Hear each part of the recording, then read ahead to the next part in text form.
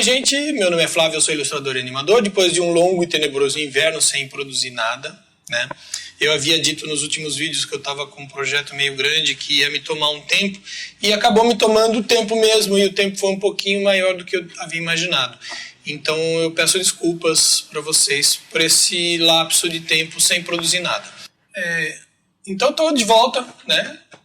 Um pouquinho mais velho, um pouquinho menos de cabelo, um pouquinho menos de peso também, né? Mas estou aqui de volta, né? Mas ainda vivo, estou eu aqui.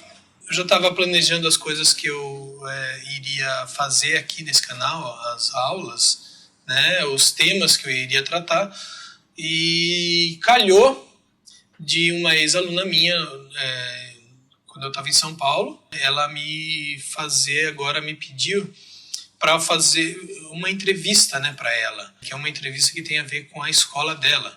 Eu acho que é um trabalho de escola dela, que tem a ver com a minha profissão. Então, ela falou que eu poderia fazer em vídeo, e eu estou aproveitando. Então, como é uma entrevista que tem a ver com a minha profissão, com a minha formação, eu acredito que seja um material, um conteúdo que seja útil também para as outras pessoas. Então, segue a entrevista com as perguntas e as respostas para você, tá bom, Julinha?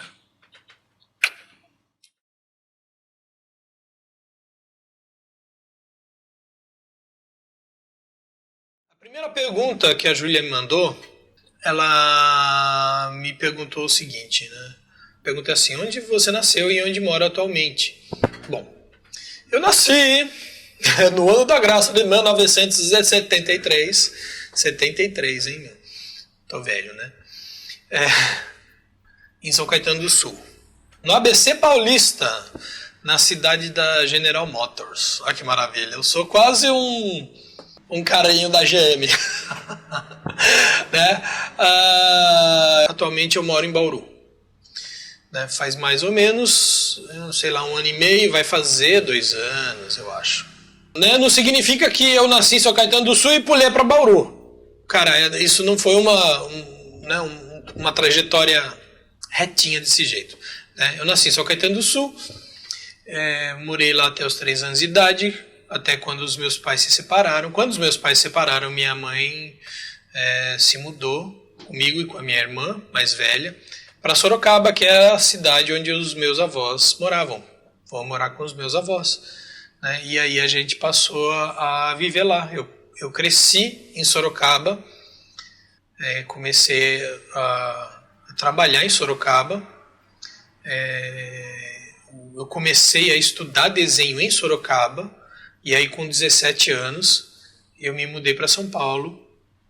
Fiquei em São Paulo de 1990 até 2017, viradinha de 2017 para 2018, né? Foi no final do ano, né, que eu vim definitivamente para Bauru. Enfim, eu acho que a vida da gente, ela nunca é uma linha reta, né? É difícil uma pessoa falar assim: eu nasci, cresci, morri, né? Não, ninguém vai falar morreu, mas, né? Eu acho que é até uma sorte uma pessoa de repente poder ter uma vida bem linear. E no meu caso, a minha vida de linear não tem nada. A pergunta número 2 dela ela está me perguntando qual é a minha formação e aonde que eu estudei. Cara, essas perguntas da maioria das pessoas, para a maioria das pessoas, elas são facílimas de ser respondidas. Para mim é fácil. Cara, eu sou um produto fora de catálogo mesmo, cara, né? É assim, não existe nada parecido com essa tranqueira que tá aqui, né? Bom, quando eu estava em Sorocaba, a história é meio compridinha, né? Meu primeiro emprego de carteira assinada, eu comecei a trabalhar com 14 anos de idade, porque naquela época menor de idade podia trabalhar, entendeu? Hoje em dia menor de idade não pode trabalhar. Não quer dizer que seja ruim ou que seja mal, mas você trabalhava meio período, 4 horas por dia. E eu comecei a trabalhar no Banco do Brasil, era daqueles office boy que vestia aquele uniformezinho azul, sabe? Parecia um Smurf, né? E às vezes...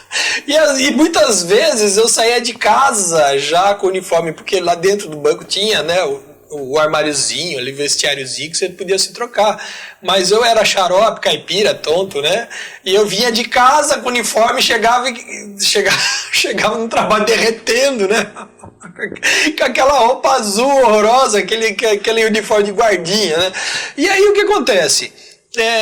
Veja você como a vida ela nunca é linear. Eu achava, porque assim, a minha família, ela tem um histórico meio complicado, sabe? Tipo assim, minha família só tomou jeito na vida depois que o primeiro membro da família passou no concurso público e teve estabilidade de emprego, né? Então, acho que até hoje é meio assim, sabe? Um pensamento de que, né, você entrou no serviço público, resolveu a sua vida. Cara, você nunca vai ser mandado embora! Que maravilha! Quer dizer, você pode ser uma porcaria, né? Entendeu? Porque você não vai ser mandado embora, você pode dormir no trabalho, você pode fazer qualquer coisa, né? Mas assim, eu imagino que isso tem a ver muito com também o histórico anterior, né, da vida dos meus avós, deles terem uma dureza muito grande, sabe? Viver muito tempo na dureza. E eles só encontraram estabilidade quando o meu tio, que era mais velho dos irmãos, né, ele entrou no Banco do Brasil, né? Foi inclusive a pessoa que ele sabia que estavam recrutando, né, menores de idade para trabalhar lá, ser aqueles office boy, e botou todo mundo, né? Todos os sobrinhos, os filhos dele, virou todo mundo, sabe? Foi office boy do Banco do Brasil. E esse negócio, né, foi porque assim, acho que foi uma época de contratação, acho que no Brasil inteiro, né? E só que essas coisas elas não eram tipo muito públicas, não era muito de conhecimento público, né? E aí eu nem lembro como que era o processo mesmo, né? Comecei ali e tinha uma coisa, né, que nunca, né, a gente fala muito da equidade, né, serviço público e tal, mas no Banco do Brasil tinha um bugzinho no sistema, que era o seguinte: se você já estava trabalhando lá dentro, seja como estagiário, seja como menor aprendiz ali, eu nem lembro que nome que era, acho que era menor, não lembro, esquece. Então você regularmente havia concursos para o Banco do Brasil, mas o concurso era interno, para pessoas que já trabalhavam lá e que, se elas passassem, elas seriam efetivadas, né? E eu achei, cara, que, nossa, agora tá feito na minha vida, cara, eu vou fazer um concurso interno, cara, e eu vou virar funcionário do Banco do Brasil, que, olha, naquela época era show ser funcionário do Banco do Brasil. As duas empresas, assim, que mais davam orgulho para os pais, né, para você trabalhar, era ser funcionário do Banco do Brasil ou ser funcionário da Petrobras. Mas, cara, vai ser funcionário da Petrobras? Que jeito, né, meu? Ainda mais lá em Sorocaba, cara. Em Sorocaba tem petróleo? Não tem petróleo, mas tem gente que tem conta no Banco do Brasil, né? Então, foi por aí. E eu achei que isso ia ser a minha vida. Ia ser um caixa de banco, e sei lá, qualquer coisa assim. E eu ia viver essa vidinha assim, sabe? Sabe? E tanto é que eu comecei a fazer um cursinho, né, que tinha ali para preparar, né, que tinha as matérias que caíam no concurso interno do Banco do Brasil. Cara, é um pé no saco. Aliás, o trabalho muitas vezes era complicado. Assim, a coisa que mais me traumatizou era uma época, um período que eu, por exemplo, trabalhei atendendo um pessoal aposentado, né, que vinha lá receber aposentadoria ou pensão. E foi uma coisa muito traumática para mim. Sabe por quê? Porque tinha velhinhas que às vezes iam lá para pegar a sua aposentadoria e a aposentadoria não estava lá. E aí eu tinha que dizer não para eles. Cara, eles me botavam para dizer não para os velhinhos que não conseguiam ficar de pé às vezes. Meu, assim, foi um negócio assim tão, sabe, tão dolorido que eu lembro que na época eu tinha prometido para mim mesmo que eu nunca mais, se eu pudesse, eu fugiria desse tipo de trabalho. De ter que, não é você ter que tratar mal as pessoas, mas você ter que fazer a pessoa se sentir um bosta, sabe? Uma pessoa que no final da vida, de repente, não tem nenhum dinheirinho da sua aposentadoria, sabe? Se você visse a reação que os velhinhos tinham, assim, era um negócio assim, cara... Assim, eu não tinha o que fazer porque eu era obrigado a dizer não. Eu era obrigado a dizer não. E, cara, isso foi decisivo para mim. Mas a mudança mesmo ocorreu não por essa decisão, porque eu era moleque, cara. Eu tinha 15 anos, entre 15 e 16 anos. E olha, me ferrei tanto, cara. O primeiro lugar que eu trabalhei era um lugar chamado Cassex, Carteira de Comércio Exterior. Cara... Ai, cara, gente do céu. Porque eu nunca me dei muito bem com burocracia, nunca me dei muito bem com certos padrões, né? Quadradinhos, sabe? Aquela coisinha assim, sabe? E, cara, ali era pura burocracia, cara. E olha, eu sofri demais. E tinha um negócio que pra mim era mais sofrido ainda, que eu tinha umas guias de importação e de exportação, que o cara que era diretor lá da bagaça, ele assinava, e aí você tinha que pegar uma porcaria de um carimbo, e você carimbava na guia de importação, as vias da guia de importação ou de exportação, para aquele negócio ir pro porto, poder ou sair ou poder voltar. E o carimbo tinha que estar em cima da porcaria da assinatura. E a porcaria da assinatura sempre ficava do lado direito do formulário. Só que não sei se vocês sabem, eu nasci com um bug. Eu sou canhoto. Cara, eu não consigo carimbar com a mão direita. Então, eu carimbava com a mão esquerda. Só que com a mão esquerda, você pega o carimbo, coloca aqui na almofada. Aí pega no formulário. No formulário, né? No formulário. Cara, que lado do formulário que vai ficar o carimbo? Do lado esquerdo. E era impossível, eu não conseguia. E aí o que acontece? Que era um documento de 5 vias. E você tinha que fazer... Sabe? E tinha às vezes, principalmente guia de exportação, porque na época não podia importar. Entendeu? É só exportação que podia acontecer no Brasil, né? E aí vinha aquele calhamaço de guia de exportação e você tinha que fazer. E aí você... Cara, você fazendo isso mecanicamente, como é que um cara que é canhoto consegue fazer isso mecanicamente, sempre acertando o lado certo da guia de exportação? É uma coisa que fisicamente é impossível. E eu tinha um chefe que era vocês já sabem o que, entendeu? Que ele simplesmente não tinha capacidade de perceber que o único problema que eu tinha na minha vida era ter nascido canhoto, né? Cara, foi um pesadelo. Então, por essas e outras, eu tinha ficado realmente bastante traumatizado com o trabalho público. E aí o que aconteceu? Isso aconteceu na virada, né? Quando o Collor assumiu. O Collor assumiu e ó, com todo mundo. Inclusive com a gente. Né? Porque a partir dali tinha que combater os marajás, né? Sabe, esse pessoal vagabundo, funcionário público, ganha milhões e milhões e milhões e fica lá, né? Numa nice ali. Só que o que eles fizeram? Eles cortaram os concursos. Primeiro, os concursos internos. Então ninguém mais podia... não tinha mais esse bug, né? Esse bug, né, no sistema. Aí eu disse assim, ferrei, o que eu vou fazer da vida? Mal podia imaginar que eu devia dar graças a Deus, cara. Não vou mais precisar falar não para as velhinhas, não vou mais precisar ficar entendeu? Porque naquela época não tinha computador. Eu lembro que eu estava trabalhando lá dentro do Banco do Brasil quando começaram a colocar as primeiras máquinas para você tirar extrato, saldo, essas máquinas que tem hoje em dia, entendeu? Então era tudo da Idade da Pedra. E aí aconteceu que eu fiquei numa crise. Uma crise, eu acho que foi a primeira crise existencial da minha vida. Com os meus 16 anos de idade, não sabia o que fazer da vida. Porque eu não me via fazendo nada que fosse burocrático. Nada que fosse burocrático. Eu comecei a pegar um bode, um horror desses trabalhos, sabe? Assim, era um negócio, uma versão. E é uma versão que eu carreguei por muitos anos da minha vida, sabe?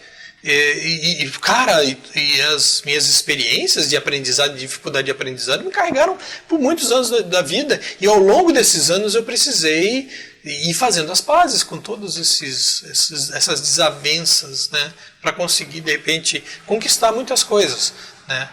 E eu acho que isso é uma coisa que a maior parte das pessoas não dizem para os outros. E larga, sabe? Larga, né? Vai vivendo aí. Fique com seus traumas e se encha de ódio no coração, né? E aí você vai ter uma velhice bem arrebentada, né? Uma pessoa cheia de insegurança que vai ter que ficar mostrando para todo mundo que você é o cara. Não faça isso, por favor, não façam isso com vocês. Saibam trabalhar todas as coisas que machucam vocês, sabe? Todas as coisas todos os traumas, todas as coisas, porque, cara, antes de você ser profissional, você é um ser humano, tá?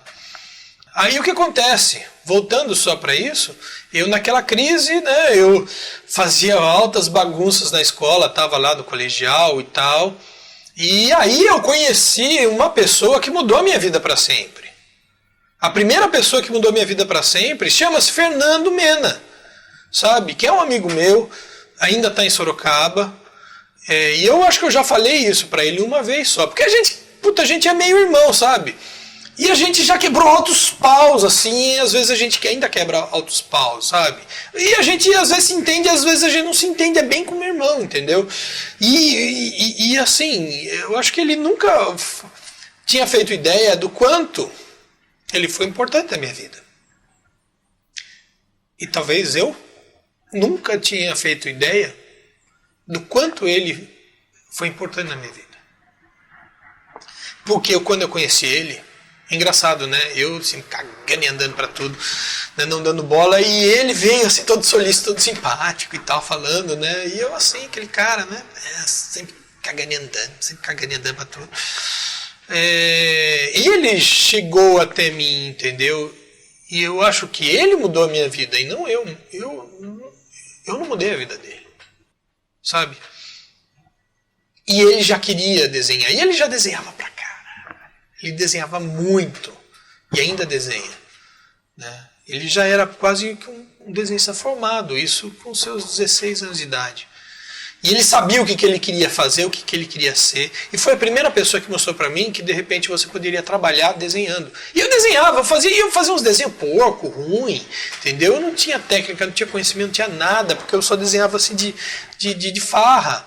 E de vez em quando, porque se eu quisesse de repente fazer um bonequinho, né, para expressar alguma ideia, fazer um bonequinho. Se eu quisesse fazer uma musiquinha, fazer uma musiquinha. Se eu quisesse montar um jogo de tabuleiro, eu montava um jogo de tabuleiro. Então eu não tinha um perfil muito só de desenhista, eu tinha um perfil meio maluco, sabe? Meio fora da caixa mesmo. E ele era um cara desenhista, ele era um cara que desenhava. E ele foi a primeira pessoa que me mostrou que era possível trabalhar com desenho. Aí o que aconteceu? Veja como as coisas acontecem às vezes numa convergência mágica, sei lá que coisa.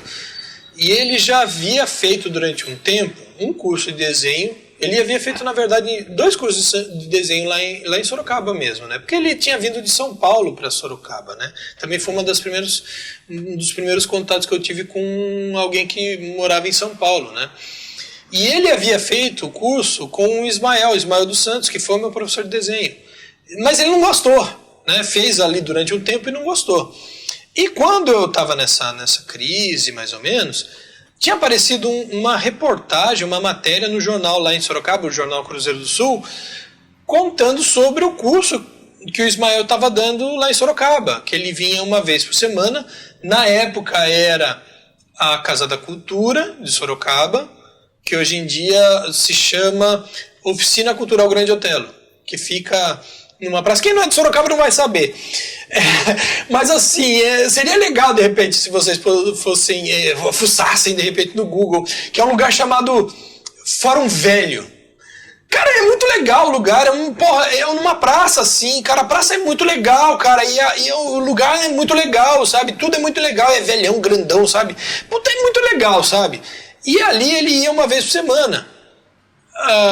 E um belo dia, eu via que era toda quarta-feira, a partir das 6 horas da tarde e tal, eu saí do trabalho, que eu era lá office boy e tal, não sei o que, eu não cheguei em casa, né? Eu lembro que foi a primeira vez que eu desapareci de casa. Aí eu fui lá fazer o curso, eu fui por minha própria conta e risco, eu mesmo fui, porque também era uma coisa meio complicada, assim, não sei lá, minha mãe não tinha muito saco de ficar pagando as coisas pra mim, pra minha irmã, sabe? Também, não, sei lá, não tinha muita grana também. Dane-se, né? Então, assim, durante a minha infância e boa parte da minha adolescência, Ninguém me fez nada, entendeu? Porque, e outra, se era coisa que tinha grana envolvida, esquece, sabe? Tipo assim, eu não ia pra excursão de escola se tivesse que pagar pra você ir, entendeu? Sabe, eu lembro que eu gostava de computador, né? Porque assim, o meu tio, né, que era funcionário do Banco do Brasil, ele tinha uma grande... Aí ele comprava os computadores assim, na época... Eu acho que era caro pra burro, né? Mas e era um computador, eram umas bostinhas, entendeu? Os computadores perto do que você tem hoje. Eu acho que uma calculadora hoje em dia tem mais, né? Mais capacidade do que esses computadores. E eu adorava. E eu lembro, por exemplo, que uma vez eu tinha entrado num clube, né?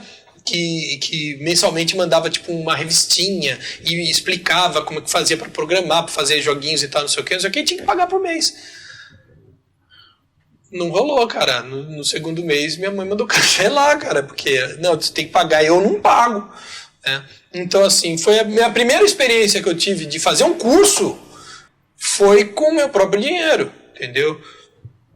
Um curso, hein? Não tô falando assim, vou gastar dinheiro com roupa, é com um curso. Né? Veja que mundo, né? Como mudou a sociedade, né? E aí, o que aconteceu comigo é que eu acho que pela primeira vez eu apresentei uma característica que em outros momentos eu acho que ela veio se repetir.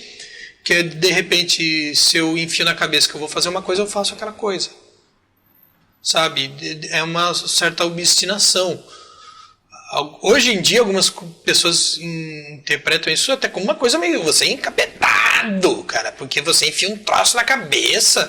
Mas, cara, foi o único jeito que eu consegui porque se eu não fosse uma pessoa que fosse transgredir a tendência natural da vida, hoje em dia eu ainda estaria em Sorocaba, eu seria, sei lá, um representante comercial, sabe? Sem informação, sem instrução nenhuma, sabe? Esperando a morte chegar. E não, agora eu tô até magrinho, né? Olha só. Né, fazendo faculdade novamente, depois de velho, né? Então, assim, você precisa entender que para você conquistar as coisas, a não ser que você tenha nascido para a lua, entendeu? Que você já tenha com a vida ganha, que teu pai e tua mãe, você nasceu de uma origem muito abastada e que, no caso contrário, não dá para você seguir a maré. E eu vejo muita gente hoje em dia só achando, não, é só seguir a maré que a oportunidade vai aparecer. Torço para que apareça, mas é difícil dela aparecer, viu? É difícil. Então o que aconteceu, assim, eu fui obstinado e eu comecei a estudar mesmo, sabe? Eu lembro que as aulas elas eram bem escalonadas, né? O tipo as tarefas que você tinha que fazer, e você só passava para a próxima lição se você tivesse já produzido o suficiente para você compreender aquilo ali, e aí você passava para a próxima lição. E eu lembro que e eu sem querer eu acabei fazendo na primeira aula conteúdo da primeira e da segunda aula. E eu fiquei a semana toda, que o tempo todo eu ficava lá desenhando, fazendo os exercícios e tal e tal. E eu lembro que na segunda aula, o Ismael, né, ele virou para mim e falou assim, eu vou fazer uma coisa que eu nunca faço. Você vai fazer a terceira aula, na segunda aula. Né? Eu lembro que na hora, assim, todos aqueles que começaram no mesmo dia que eu, porque não era uma coisa assim, sabe, não era um curso que você começa a turma mês tal, dia tal, e aí... Não, sabe, as aulas eram individuais, era uma coisa bem com cara do que antigamente se falava as corporações de ofício, sabe? Era uma coisa bem reduzidinha, assim, embora tivessem bastantes alunos. Então você conseguia começar em qualquer ponto, qualquer dia, em qualquer época do ano, por exemplo. Você podia começar porque a aula era individual. Tinha algumas aulas que eram coletivas, mas os treinamentos, eles eram individuais, né? E eu lembro que, nossa, a molecada que começou comigo, eles já me olharam torto, né? Tipo assim... né? E aí eu fui, entendeu? E eu mergulhei de cabeça mesmo nisso. Eu levei a sério mesmo. Eu queria trabalhar com desenho. Eu enfiei na minha cabeça que não havia plano B. Paguei muito caro por não haver plano B. E ainda pago muito caro por, na minha vida, não pensar em planos B. Mas enfim. Então, eu fui levando realmente muito a sério. E assim, ao longo de 2 anos estudando desenho com o Ismael, eu comecei a ter um destaque lá dentro. Comecei a trabalhar, e porque ele tinha a escola em São Paulo, né? Ele tinha na época no Alto da Lapa. E ele tinha uma equipezinha que ele fazia alguns trabalhos, né, junto com a molecada, né, fazia algumas coisas de história em quadrinho, enfim. E aí eu comecei a vir para São Paulo. E assim, na época também eu já ajudava em algumas aulas para as crianças menores. É bem a cara das antigas corporações de ofício, né? Tipo assim, primeiro eu comecei a me destacar, aí em troca disso eu comecei a ajudar nas aulas. Aí a primeira coisa que foi, e comecei a ajudar fazendo algum trabalhinho ou outro.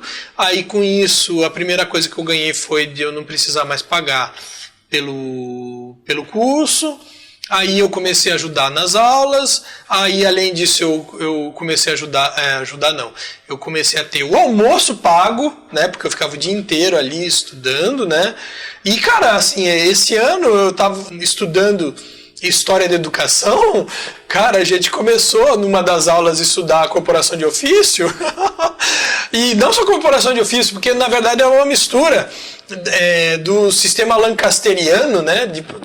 Se vocês quiserem, vocês procurem do Google, tá, gente? Ou então vocês entrem em contato comigo que eu explico um pouquinho para vocês o que é isso. Mas era uma mistura do sistema lancasteriano e as corporações de ofício, sabe? A forma como o meu professor dava aula. Então, assim, a gente tinha essas coisas, a gente começava a trabalhar. E também tinha uma coisa bem do Lancaster, assim, tipo assim, os carinhas que se destacavam às vezes de forma mais violenta eram aqueles que tinham mais destaque ali, e eles opunham toda a sua opressão, né, com os moleques que estavam começando, enfim, mas dane-se.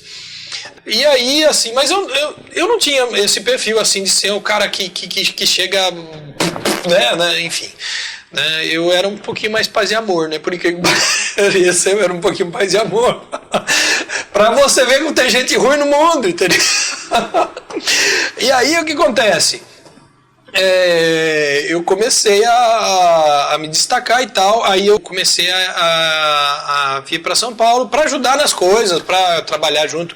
E o primeiro trabalho que eu fiz, o primeiro freela que eu fiz, né, que nossa, foi do caramba, gente, tinha acabado de sair do Banco do Brasil, porque daí já tinha, enfim, né, já tinha virado água lá, né, e aí eu fui trabalhar numa promoção de Dia dos Pais no Shopping Interlagos.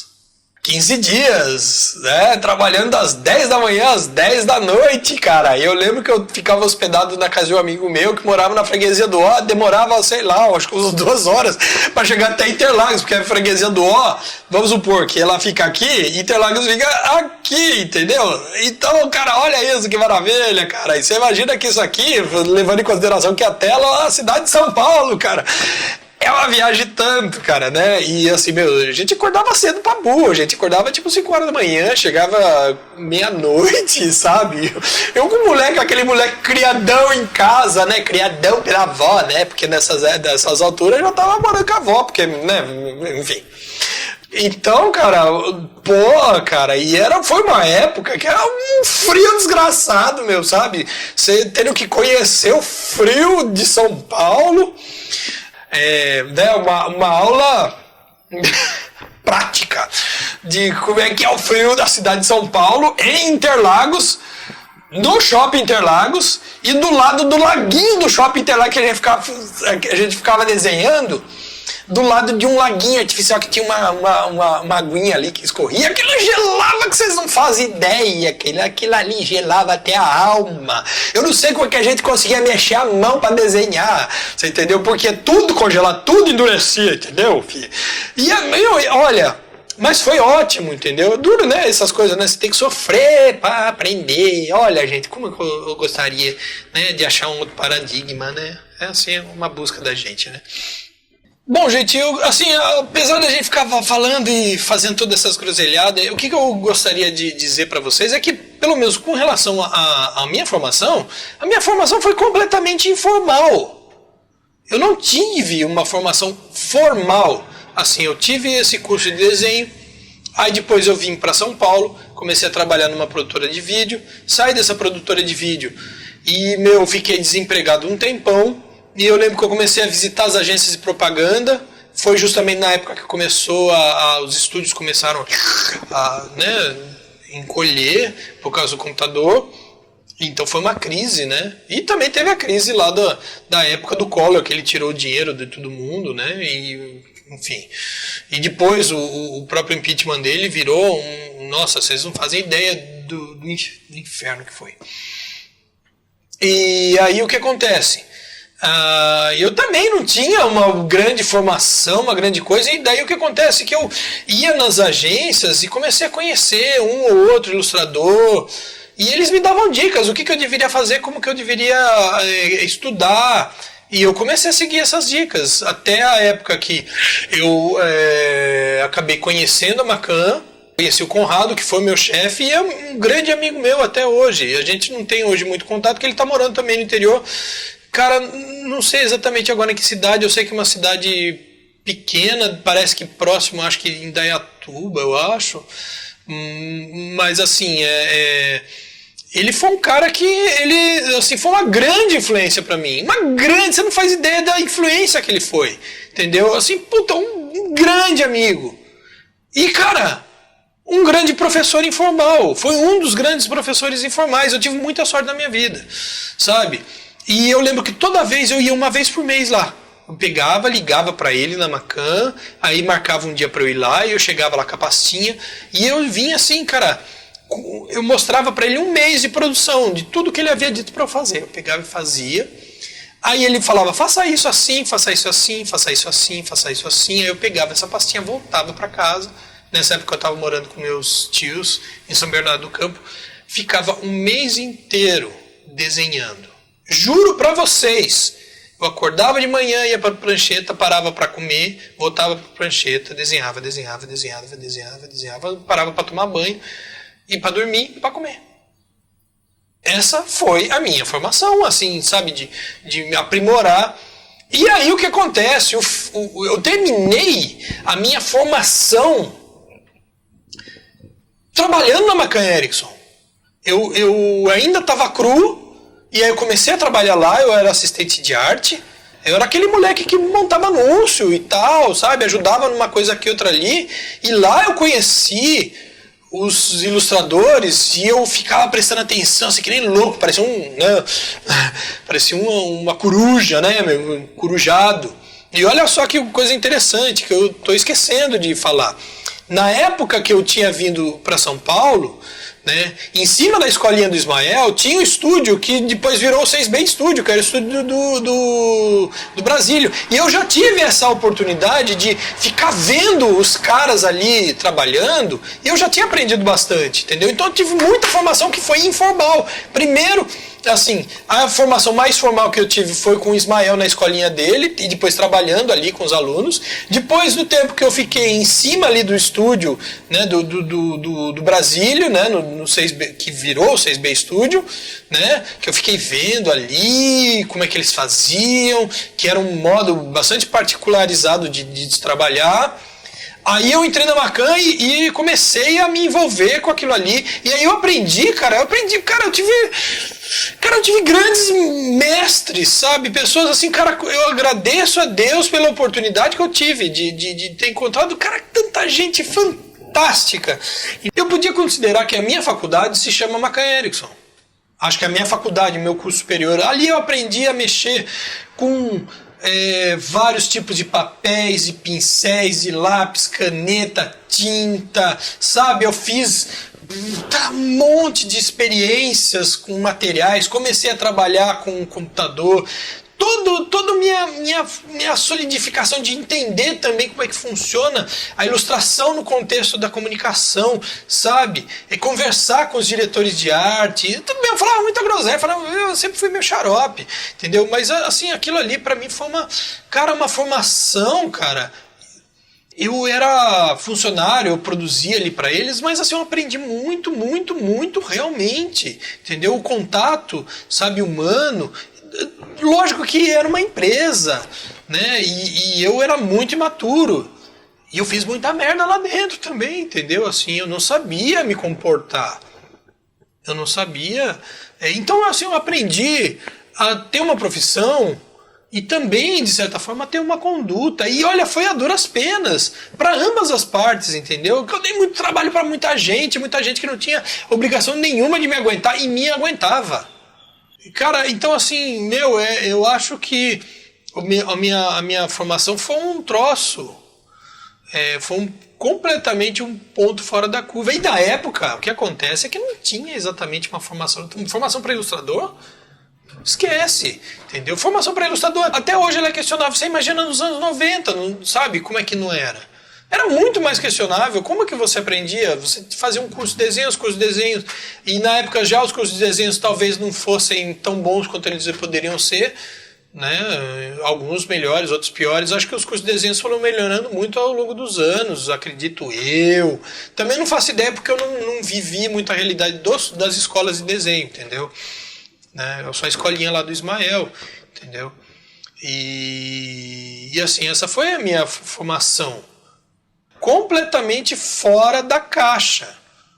E eu só percebi isso depois, quando eu saí da Macan e eu comecei a trabalhar como freelancer.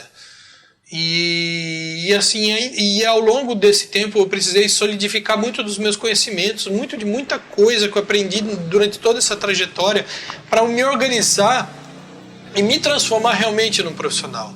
E eu acredito que uma faculdade, um curso de artes visuais também não te dê essa coisa. Vai precisar de uma solidificação que seja bem por fora.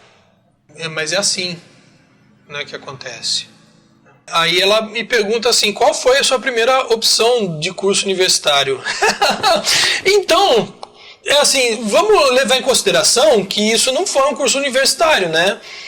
Então, não posso dizer que foi uma opção de curso universitário, mas tem alguns mistérios na minha vida que as pessoas não sabem, sei lá. Que assim, quando eu decidi estudar, fazer uma universidade, não foi aqui na Unesp, foi na USP. Foi em 2014. Quanto tempo eu tinha feito? Mas não quer dizer que eu, assim, durante muito tempo eu sempre fiz cursos. Mas curso profissionalizante, né? De nível profissionalizante, né? Mas assim, curso mesmo, assim, vou me formar para tal coisa. Eu comecei a pensar depois que, olha, minha vida já tinha dado voltas e voltas e voltas e voltas. E já tinha virado um monte de coisa. E aí eu tinha voltado a trabalhar em casa. Depois de ter estúdio, depois de ter equipe, depois de ter um monte de coisa, eu voltei para casa. Vou trabalhar em casa, voltei com o rabinho entre as pernas, né? E toda vez que você volta com o rabinho entre as pernas é uma porcaria. Vocês, assim, eu não desejo que as pessoas passem por essas experiências, porque elas não são muito boas. E aí eu comecei a pensar o que eu vou fazer da vida, que caminho que eu vou tomar. Assim, foi a primeira vez que eu tive muita houveram as reviravoltas, né, na minha vida. E aí eu me inscrevi em 2 processos seletivos. Esse que eu queria, que eu comecei a fuçar na USP, História, porque eu sempre amei História. E eu ainda hoje amo História. A História é uma coisa que, assim, tem muitas áreas do conhecimento que eu adoro. Mas História é uma coisa que realmente, sabe, eu sempre li muito História, sempre, cara, História pra mim, sabe, é uma coisa que, é uma base sempre, sabe, necessária, importante. Tudo para mim com contexto histórico, para mim tudo tem que ter contexto histórico, sabe? Todas as coisas tem que ter um porquê, tem que ter uma causa, tem que ter uma consequência. Para mim, sabe, isso é uma coisa que tem muito a ver com a forma como eu acho que eu enxergo muitas coisas no mundo, entendeu?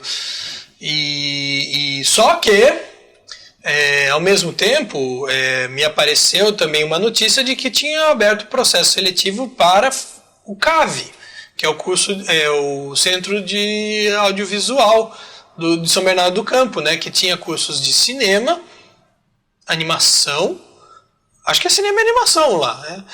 E aí eu fui me inscrevi para animação e eu passei, cara, porque assim, eu sempre fui uma negação, cara, concursos, para testes. Eu nunca passei em teste nenhum, cara.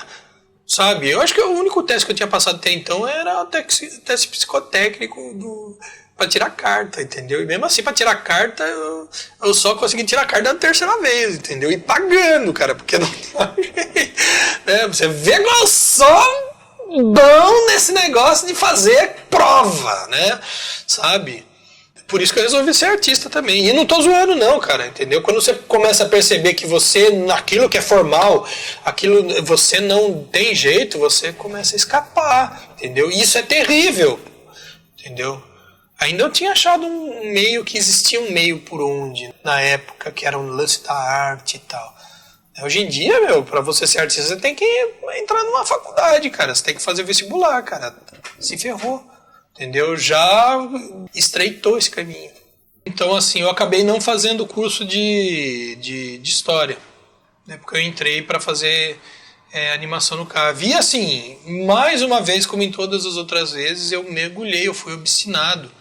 Cara, eu lembro que o último semestre eu vivia dentro do CAV.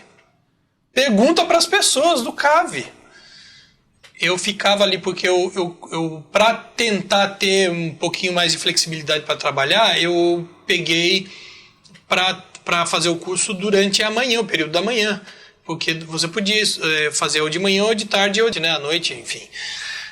E eu escolhi de manhã, porque daí de manhã eu teria tarde e noite para poder trabalhar. E foi uma época tão ruim assim, sabe?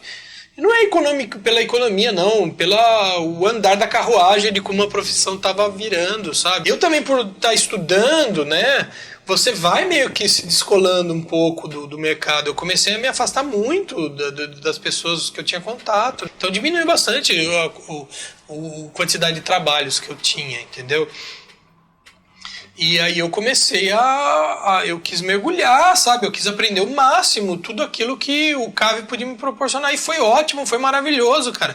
Assim, eu tive muita sorte, cara. Eu tive muitos professores que, cara, eu não posso reclamar de aprendizado na minha vida. Porque eu tive sorte e também eu tive a minha boa vontade. Porque se eu tivesse pego pessoas que estavam, tipo, dane-se... Mas, cara, assim, até hoje, eu acho que foi muito difícil eu ter tido, de repente, professores que estavam ali querendo bater cartão só, entendeu? E preencher né, tabelinha, sabe? Para dizer, agora eu dei aula disso ou daquilo, entendeu? Então, eu tive muita sorte na minha vida para aprender as coisas. Cara, eu continuo estudando? Eu continuo estudando. Você não faz ideia do quanto eu continuo estudando, cara. E quando eu vim pra cá, pra Bauru, que eu não sabia o que fazer da vida, né? Porque não tinha... Né? Não conhecia ninguém, não tinha... Enfim... Vou, então, entrar na faculdade, porque tem uma Unesp aqui pertinho, dá pra ir andando, né? Você anda que nem um louco os 40 minutos, mas você chega lá, entendeu? E aí, cara, basta eu fazer o vestibular e passar, cara. E aí eu vou fazer o quê? Né? Como eu tenho o meu projeto que ele é infantil, ele é pedagógico, então, e faltava o conteúdo pedagógico, o domínio da parte pedagógica para poder tocar, então chegou no momento de eu estudar pedagogia. É isso. Bem assim, entendeu? Sabe? Bem obstinado. E eu vou fazer pedagogia. Aí o pessoal fala, pedagogia, olha, você vai ser mais um vagabundo, você vai ser mais um, né? Ai, coitado, vai ser professor, vai ganhar mal. Ai, gente, me fala alguma coisa, assim, me dá uma perspectiva diferente de alguma coisa que eu já não tenha visto na minha vida, você entendeu? Vai ganhar mal? É mesmo, cara, nossa, que novidade, né? Sabe, eu não tô nem aí pra isso, eu vou atrás do conhecimento que eu acho que eu preciso ter, entendeu? E eu acho que as pessoas deveriam ir atrás do conhecimento que elas sentem que elas precisariam ter, e não do conhecimento que vai dar pra elas grana, sabe? É a dica que eu deixo pra qualquer um.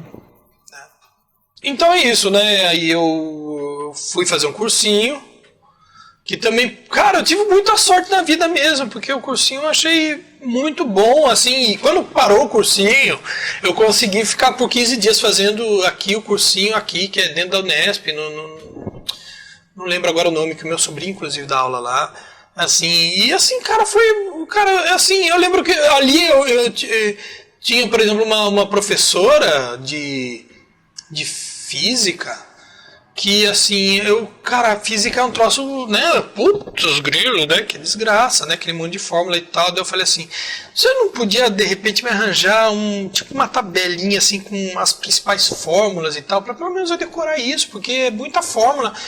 Cara, a mina pegou e fez, cara, eu tava lá, eu não fiquei o ano todo, a mina pegou e fez, ela me deu aquilo ali pra eu decorar, pra eu aprender, cara, sabe, e assim, e pela primeira vez na minha vida, cara, eu fiz um processo seletivo, cara, que eu passei.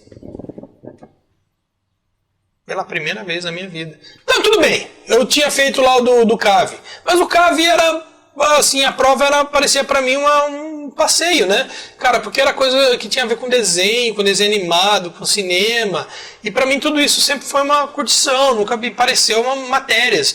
Eu não tive que fazer perguntas de português, de inglês, de história, de física, de química, de matemática, sabe? E aí eu fiz. E cara, eu passei, gente. Se eu passo, vocês passam. Você não sabe como eu sempre fui prego. Entendeu, gente? Vocês conseguem passar. Depois, mais pra frente, eu posso explicar algumas coisas que de repente pode ajudar, né, em algumas coisas com relação a isso de você passar numa faculdade e tal. Mas vocês passam. Então eu continuo estudando, eu estou estudando pedagogia e não estou fazendo só pedagogia porque a Unesp assim, é um lugar maravilhoso. Gente, essa ideia de que universidade pública... Gente, pelo amor de Deus, vocês não fazem ideia do que vocês estão tentando destruir. Vocês não sabem o que é a Unesp.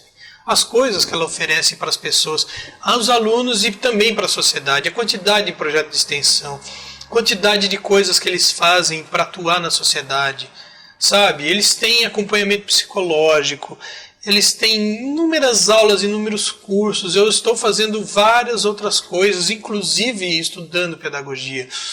E eu estou fazendo coisas que têm a ver com artes também, entendeu? Com outras áreas artísticas, inclusive eu estou procurando, estou aproveitando essa oportunidade, é uma oportunidade única. Uma pessoa que ela vai entrar numa universidade pública, ela tem que aproveitar isso, porque vocês não fazem ideia do quanto isso é bom.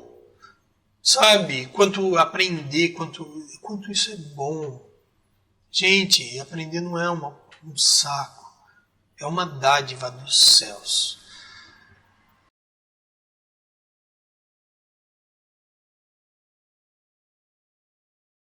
Então eu continuo, né, estudando.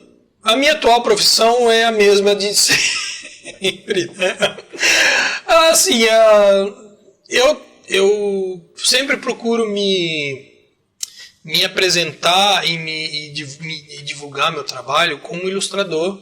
A princípio, primeiro como ilustrador, porque é a minha profissão mais antiga e que eu tenho domínio, né, que eu tenho mais domínio por uma questão né, de histórico profissional. Às vezes eu procuro alguma coisa na área de animação. Algumas vezes me aparece alguma coisa de design, mas assim, eu não procuro muito design, não. Porque o design tá virando um negócio assim tão maluco, cara, que... E o design, ele exige alguns tipos de conhecimentos, de aprendizados, que eu não sei, cara. Sei lá, a pessoa... eu acho que ela precisaria estar muito ali focado, né? E eu percebo que muita gente está fazendo design e artes visuais para ser ilustrador. E é complicado, né? Porque você não se forma ilustrador fazendo nem design e nem artes visuais. Você pode virar um artista visual, assim, meio que no geral, mas ilustração... E aí eu sei que tem gente que faz tipo pós em ilustração. E pelo que eu já pude ver, pude notar, você faz a pós em ilustração, mas você também não vira um ilustrador. O ilustrador é um troço complicado, cara. Entendeu? Porque subentende tanto domínio de tanta... Sabe? Um domínio de tanta coisa, sabe? E tudo bem que hoje em dia, né, o negócio já tudo entrou dentro do quadradinho da caixinha, então o ilustrador ele não precisa saber desenhar tanto, ele não precisa, né? E é uma porcaria isso, porque transforma o ilustrador, de repente, sei lá, num pasteleiro, não sei, sabe? Faz aí saltadores de frango! Né? Sabe? Eu não acho isso legal, né? Mas, enfim, o mercado está se adaptando para isso. E o pessoal que está se formando, eles não fazem muita ideia do que já foi também, entendeu? Então eles não têm ideia do potencial da ilustração. A animação, eu não sei, assim, não foi a área que eu atuei muito, entendeu? Eu atuo, assim, vira e mexe, mas, assim, de eu falar assim, eu trabalhei no estúdio tal, com animação tal. Não, eu não tive essa experiência, né? E hoje em dia eu estou muito pensando em coisas minhas também. E, assim, hoje em dia eu não tenho vergonha de fazer trabalhos pequenos, não, sabe? Já tive também muita minhoca na cabeça e percebo o quanto isso não tem, sabe, peso nenhum real. Então, meu primeiro trabalho na área eu já coloquei lá atrás, que o primeiro trabalho mesmo foi fazer uma caricatura lá pro Shopping Interlagos. Primeiro trabalho de carteira assinada na área foi na MPO Vídeo, cara. Hoje em dia virou Vídeo Brinquedo, né? O Marco Botana. Agora ele não tem mais o sócio dele. Mas, enfim, e na época ele fazia videoaula de música e informática. Olha só que legal, cara. E eu fazia as capinhas das videoaulas, né? As capinhas de vídeo, né? Fazia algum anúncio ou outro. Olha, cara, e eu fiz tanta bosta, cara. Assim, mas eu fui aprendendo, né? E o meu primeiro trabalho grande mesmo foi, acho que um ano e meio depois, que foi na Macan, né? Como assistente de arte. Né? E olha, enfim,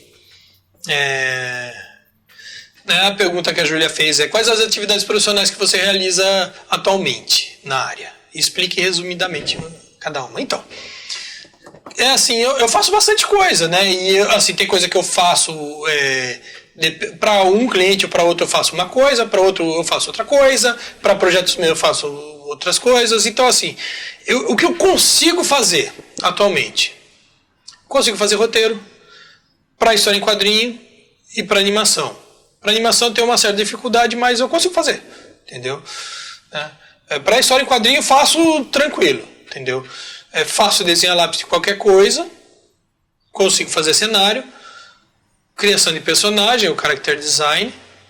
Curto muito essas coisas, eu acho que se eu trabalhasse exclusivamente só fazendo essas coisas, sabe? Eu, ficaria felicíssimo na minha vida só fazendo isso, sabe? Criando o conceito, porque eu acho muito fascinante a questão de você trabalhar os conceitos e você dar forma a eles, entendeu? E levar realmente a sério, sabe? Eu curto demais isso, assim, é uma coisa que me fascina, sabe? E assim, é um trabalho. E aí assim, se encaixa no character design e na criação do universo, né? Que tem a ver com o ambiente, com os cenários e tal. Gosto muito disso. Eu faço animação.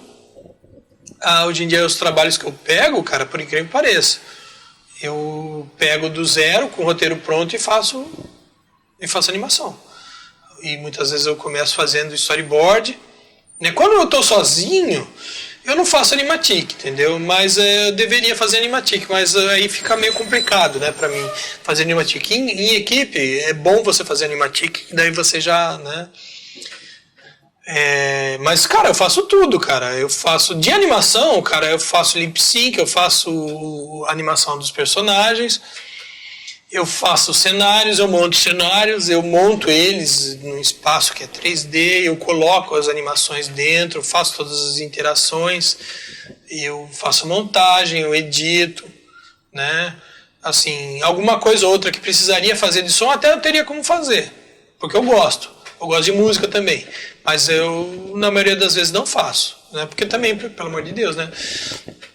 Na parte de ilustração, cara, eu acho que eu faço também muita coisa. Não sei se eu posso dizer qualquer coisa, porque eu não sei o que seriam todas as coisas. Não, tem uma coisa que realmente eu não curto realmente fazer e assim, sabe, não bate o santo, que é 3D. Nossa, 3D, cara, todo mundo faz 3D. Pois é, eu não faço 3D. Poderia até fazer, mas, cara, eu acho que o 2D é tão grande a possibilidade de você fazer coisas somente no 2D, sabe? De tudo, se você misturar, se você, enfim, sabe? As possibilidades de técnica, de traço, de desenho, de acabamento, que eu acho que o 3D tá matando tudo isso, cara. E eu não gostaria de trabalhar o 3D dessa forma que tá matando tudo, né? O art killer, né? O 3D é um art killer, né? Então, sabe, na parte de ilustração, cara, eu pinto, cara, tanto no digital, hoje em dia eu faço muito no digital porque o espaço está reduzido, né? E também, pelo prazo que você tem, muitas vezes, não compensa você pegar e fazer com tinta, com um monte de coisa. Eu tenho tudo isso, cara, adoraria fazer, mas não dá, cara, porque é só o tempo que você tem para você montar as coisas, botar no godê, fazer a palheta de cores, aí você limpa pincel, você e aí você limpa a arte, aí você monta, entendeu? Assim, hoje em dia, por uma questão de praticidade e por uma questão que ninguém paga também para você fazer isso, né? Porque a pessoa prefere que você esteja desenhando que você esteja ali limpando pincel, entendeu? Então, infelizmente, porque dá um tesão danado, cara. Não é tesão de ser, né? Não, cara, uma satisfação, cara. É uma sensação, um negócio, cara, sabe? Você usar tinta, sabe? Aquela coisa da... Meu, é um negócio assim, cara, que, gente do céu, vocês não fazem ideia do que é. É muito bom, sabe? Você colocar a mão na massa. Vale... Só a experiência já é um... Tem gente até que chama isso de terapia, arte terapia, né? Mas é muito bom, entendeu? E, assim, por uma questão mercadológica, a gente acaba não fazendo. Ou não fazendo do jeito que deveria, ou com o prazer que deveria. Isso é matador também. Isso é outro art killer. Cara, faço desenho no vetor, faço desenho no bitmap, que é o Photoshop. E hoje em dia, basicamente isso. Tem tanta coisa que pode fazer, sabe? De desenho, criação de personagem, caricatura, retrato. Já fiz caricatura para evento. Hoje em dia já não estou fazendo muito. Não sei porquê. Não sei, acho que para mim eu tenho uma certa dificuldade em ficar divulgando. E também tem muita gente que faz caricatura para evento. Que as pessoas elas focam muito num paradigma visual, sabe? Que eu sempre fujo muito de paradigmas. Por isso que eu gosto de fazer hora com um estilo, hora com outro estilo, com outra técnica. Eu não sei, cara, talvez eu tenha vindo com defeito de fábrica, porque tem o pessoal, depende se eu fizer isso a vida toda, tô ganhando meu dinheiro, eu tô feliz e eu não tô, cara.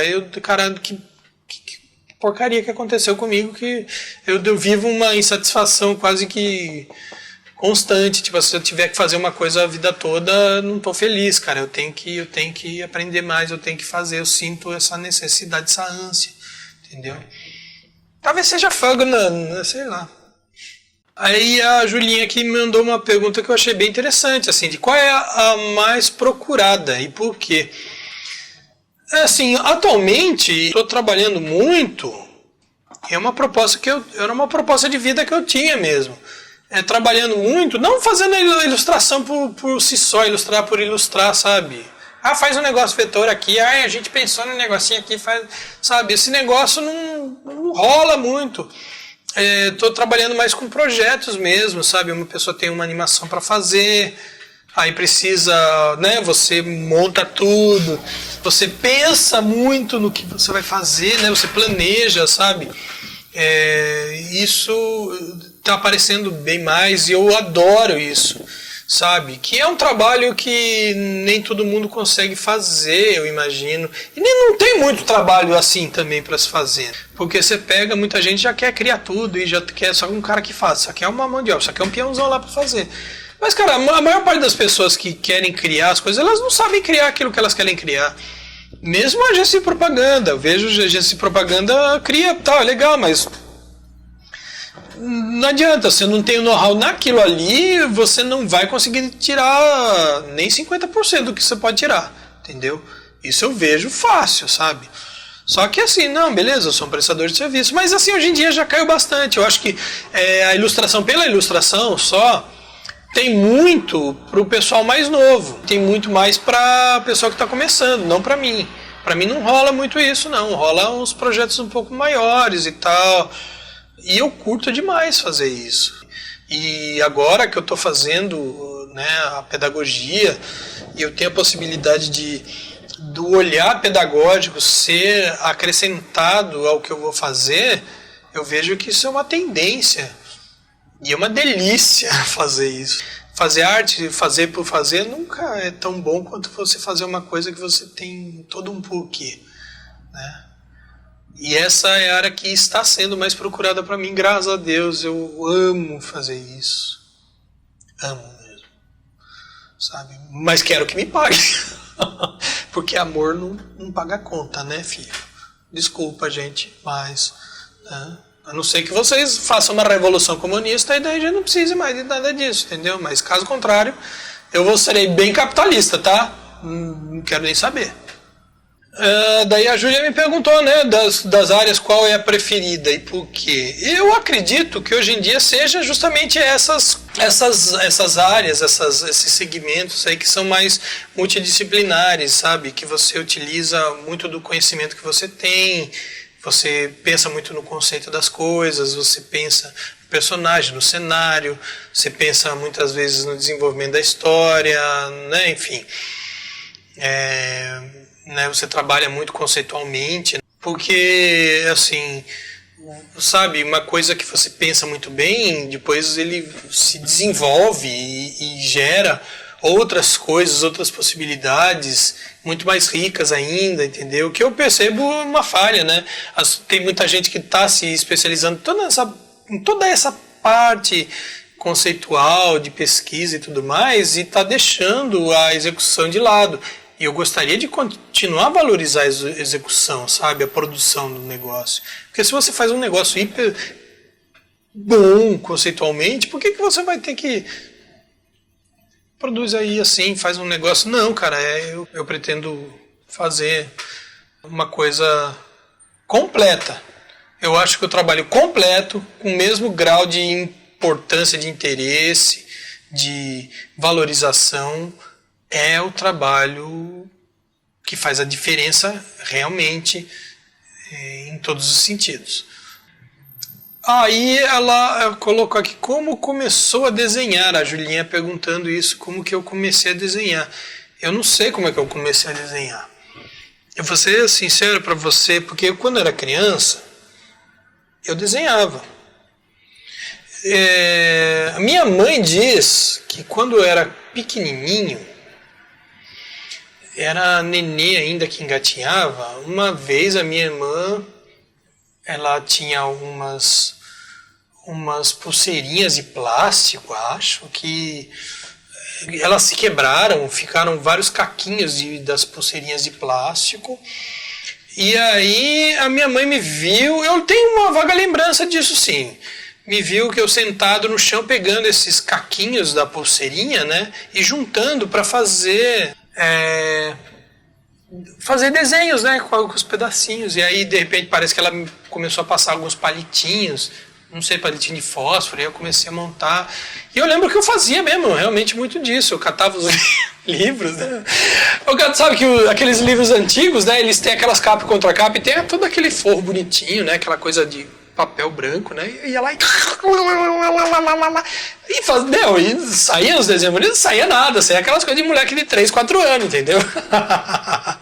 Eu cheguei a um tempo, se eu não me engano, eu fui meio um atentado terrorista de parede, né? Você vê que essa parede aqui é obra minha, né? Mas não é assim, não. Mas minha mãe já me deu as broncas pra não fazer essas coisas, então não fazia, né? E eu sempre desenhei muito, mas o desenho para mim sempre foi uma forma de manifestar ideia, não desenhar por desenhar, eu nunca desenhei só por desenhar, entendeu? Então para mim isso nunca colou muito, tá? E não sei quando eu comecei mesmo, era uma coisa sempre natural. Acho que para todo mundo que desenha... Olha a pergunta aqui que a Júlia me mandou. Cara, dá para fazer um vídeo disso. Que ela falou assim, perguntou assim: quando decidiu trabalhar com desenho, teve apoio da família? Resposta: não. Família, você acha que a família quer que você seja artista? A família quer que você seja rico. Entendeu? Não quer nem que você seja feliz, quer que você seja rico. E quando ela sabe que você vai ser pobre, você nasceu pobre, você vai morrer pobre, Ele quer, pelo menos você não morre de fome. Sabe, tá bom, cara. Olha, cara, faz um concurso público, gente. Tem estabilidade no emprego, essas coisas de crise econômica, gente. Pra que vai passar por tudo isso, gente? Faz um concurso, entra pra polícia. Você imagina eu, polícia. Vai dar ruim. Entendeu? Eu e polícia não dá, né? Fazer concurso público, mas que concurso público que eu faria, cara? Entendeu? Eu gostava de desenho, cara. Agora que eu estou fazendo pedagogia, se eu me formar, pode ser que eu faça um concurso público para dar aula numa escola, por exemplo. Pode ser, pode não ser também, não sei. Entendeu? Mas assim, não é pelo fato de concurso público, entendeu? Sabe, assim, eu não tinha esse apoio, só que eles permitiram que eu seguisse o meu caminho. E eu fiz o máximo possível para não ficar expondo muito meus perrengues da vida, sabe? Porque eu sei que toda hora que a coisa apertava, volta para casa. Meu, o que você acha? Vamos fazer um concurso, vamos prestar um concurso, vamos prestar... Quantas vezes eu ouvi isso? Vamos prestar um concurso, vamos prestar um concurso, vamos prestar um concurso. Você pode ficar atrás de uma mesa atendendo gente, abrindo às 8 e saindo às 6. Vamos prestar um concurso. Entendeu? Sabe, não teve nenhum comportamento assim agressivo. Mas não tive apoio. Também eles vão apoiar em quê? Eles não conheciam nada, cara. Minha família ainda hoje não conhece. Não tem como, você entende? Sabe, é diferente de uma família, de repente, de uma origem um pouco mais... né? O cara conhece. Eu já vi gente que fala, mas aí o cara já conhece não sei quem, que tem uma produtora não sei onde, ou que pode pegar um cliente para fazer não sei o quê. Minha família... Cara, eu nasci em São Caetano do Sul. Você sabe por que eu nasci em São Caetano do Sul? Porque meu pai trabalhava na GM. Meu pai era torneiro mecânico, cara. Sabe? Minha mãe, depois que ela separou, ela passou no concurso público de secretária do presídio de Sorocaba, cara.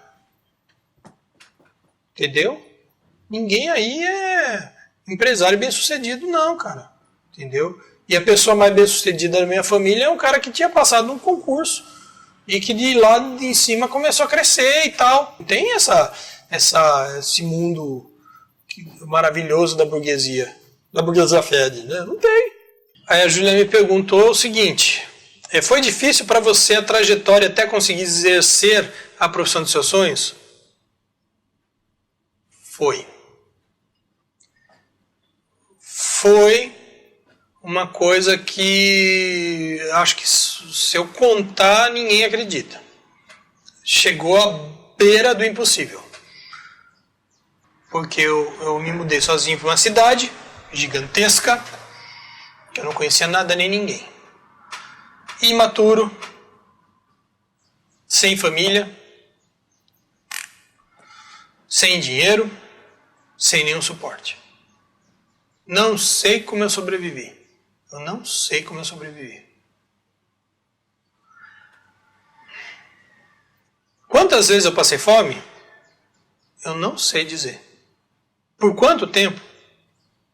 Eu não sei dizer. Sofri discriminação? Sofri. Pouca. Muita. Eu percebi que em momentos pessoas me prejudicaram. Percebi. Nem sempre o lance das pessoas fazerem coisas por fora que te prejudicam são veladas. Sabe? Como é que eu passei por cima disso? Não sei, porque eu sou teimoso demais. Cara, passei por inúmeras depressões sem ter consciência de que eu estava com depressão. Óbvio, né, porque eu acho que se eu tivesse consciência, talvez a coisa fosse muito pior. Ainda hoje é um parto, trabalhar na área é difícil. É muito difícil. As exigências sempre são muito maiores. E olha, eu estou trabalhando desde 1990. E ainda algumas vezes a minha experiência não é suficiente. Eu ainda estou correndo atrás. Eu fico o tempo todo correndo atrás. É porque tem alguma coisa. Realmente eu devo ter sido fabricado com algum problema. Sabe? Eu estou o tempo todo correndo atrás. Eu estou o tempo todo correndo atrás. Ou de aprender, ou de fazer, ou de ter, ou de conseguir, sabe? De poder oferecer. E isso porque eu, na minha cabeça, eu falei assim, não, 3D eu não vou fazer. Porque senão ia ser mais uma dor de cabeça a mais na minha vida. Mais uma questão a equalizar. A área difícil? Pô! Vocês não têm ideia. Dá para viver? Dá para viver. Só que, assim, aquele sonho de fama e fortuna, esquece. Você vai ter fama e fortuna? Pode ser que você tenha, mas esquece. Entendeu? É mais por amor ao que você faz. Tá? Então, assim, quando eu comecei a trabalhar, que eu saí de casa, eu não saí para trabalhar como ilustrador. E quando eu entrei na Macanca, eu falei, nossa, agora... E lá tem estúdio de ilustração. Eu não atuei como ilustrador. Foram necessários 10 anos até eu ter na minha carteira profissional o registro de ilustrador. 10 anos. Isso eu já tinha saído da escola. Eu já tinha terminado meu curso de desenho. Foram 10 anos. 10 anos, 10 longos anos. 10 longos anos. Então, assim... E sabe o que é engraçado? É que quando eu realmente estava sendo ilustrador, eu não tinha percebido que eu já era ilustrador. O negócio é complicado. É possível, mas é complicado. É preciso ter consciência disso. As pessoas ficam muito, mas muito deslumbradas. E às vezes a pessoa acha que ela está trabalhando de ilustrador e ela não está trabalhando de ilustrador. A área que tem mais demanda é designer. Hoje em dia, o cara quer um designer que seja ilustrador. Você procura qualquer lugar ali, vaga de emprego, ele não procura um ilustrador, ele procura um designer que ilustra. Os empregadores, hoje em dia, já não têm mais a consciência de que se você tiver uma pessoa que faz design e faz ilustração, ou ela não vai fazer o design tão bem, ou ela não vai fazer a ilustração tão bem, mas aí, sabe, tá tudo virando pastelaria, e isso é terrível, isso é péssimo, isso é destrutivo. Destrutivo. A economia, do jeito que é, ela está sendo destrutiva. E precisava mudar. Precisava muito mudar. Então, assim, demora. Pode ser que para algumas pessoas seja mais rápido, mas mesmo assim, cara, tem gente que começa ali trabalhando agora, porque você é designer ilustrador, você acha que você é ilustrador e você não é ilustrador, você é designer. E o ilustrador, o cara para ser ilustrador, deixar de ser designer para ser ilustrador, filho, e eu não estudei para ser designer. Eu tive que fazer designer por uma questão de sobrevivência. Eu aprendi o design por uma questão de sobrevivência, entendeu? Mas eu não me preparei, não estudei para ser designer. E olha que para você conseguir ser ilustrador, tendo sempre que os seus estudos e as suas pesquisas e tudo que você foi atrás na sua vida para você conseguir trabalhar como ilustrador demorou 10 anos, eu já estava no mercado, já estava trabalhando, já pegava um freela aqui, outro ali. Né? Tem gente que diz assim, você é ilustrador a partir do primeiro momento, que você pegou o seu primeiro trabalho de ilustrador. Eu não penso assim, você é ilustrador a partir do momento que você interioriza essa função dentro de você, isso, sabe, isso está dentro de você, sabe? Você consegue você percebe que você consegue fazer ilustração de qualquer forma, a qualquer momento. Sabe, você sabe como faz para resolver. Aí você é ilustrador. Antes disso, você não é ilustrador. Quem que você é? Um designer que ilustra. Da mesma forma como você pode ser atriz e modelo, que na verdade é uma modelo que botaram ali para atuar. E aí ela atua naquele padrão Stephen Seagal. Né? A pergunta agora é: quais as suas experiências na área? Gente do céu, você quer mesmo que eu responda isso? Então, já falei algumas coisas, né, desde a Macan. Aí depois eu saí da Macan, comecei a... Ai, meu Deus do céu, comecei a fazer freelancer. Ai, como foi difícil fazer freelancer, cara, mas eu trabalhei para muito lugar. Foi na época que estava explodindo, né, a internet no Brasil, né, na época da bolha, né. Não sei se hoje em dia as pessoas se lembram que houve uma bolha, né, do mercado de internet, né. Foi um fenômeno maluco. E aí tava todo mundo indo para a internet, eu fui também. Eu ganhei muito dinheiro. Ganhei, sim, mas também, né, como todo dinheiro que entrou, saiu, né. Enfim. E eu comecei a bandear meio que pro lado de, serei designer, web designer.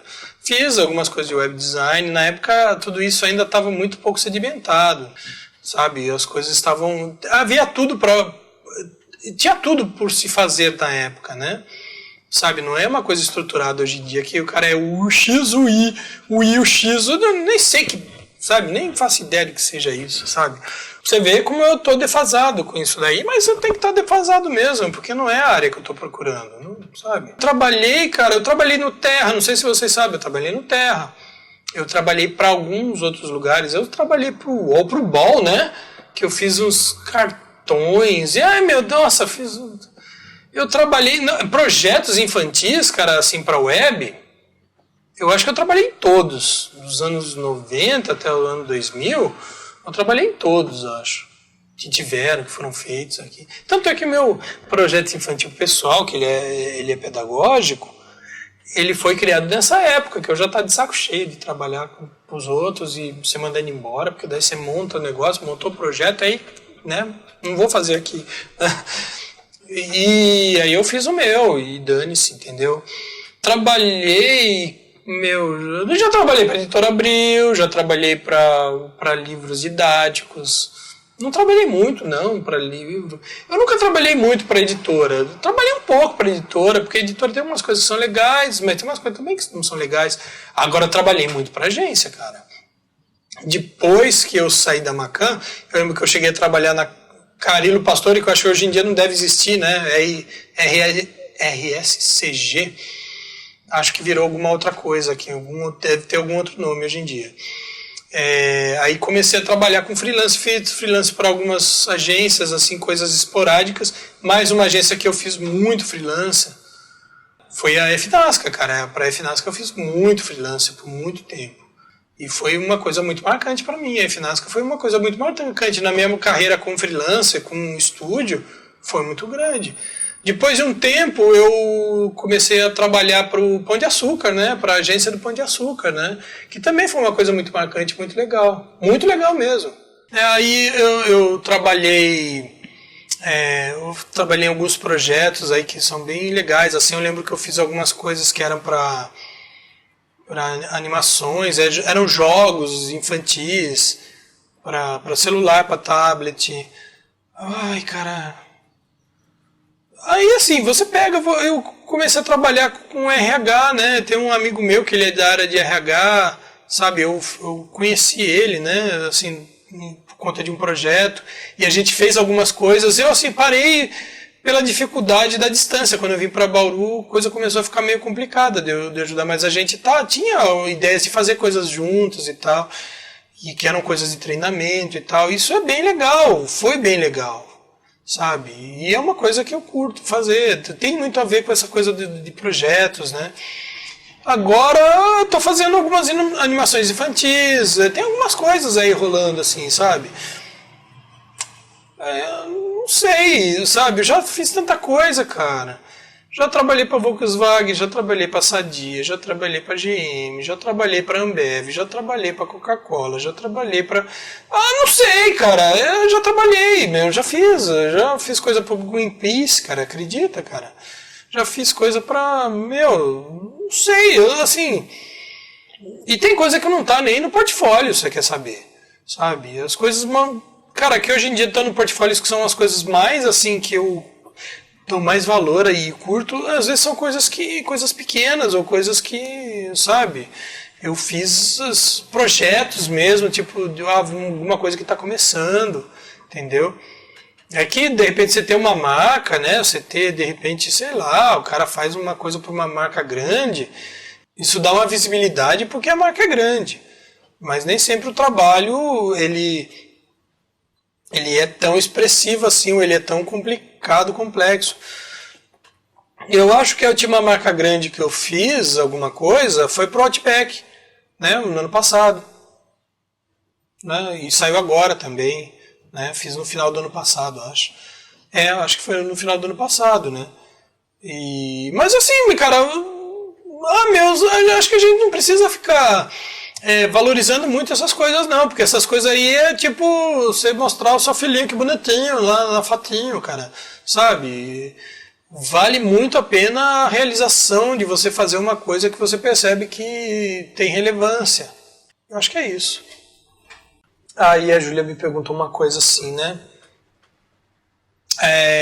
Se é uma área que exige atualização constante. Ela exige sim a atualização constante. Mas a atualização, muitas vezes, ela não é tão formal assim. Tem a parte formal, de repente, porque assim, as artes visuais em geral, ela é um meio de comunicação. Ela tem a ver com o meio de comunicação, com os meios de comunicação. E o meio de comunicação, ele é neutro. Ele precisa de um conteúdo. E se você não tiver conteúdo, como é que você vai decidir o que você vai fazer? Se você vai fazer uma história em quadrinho, você vai fazer uma história em quadrinho com qual temática?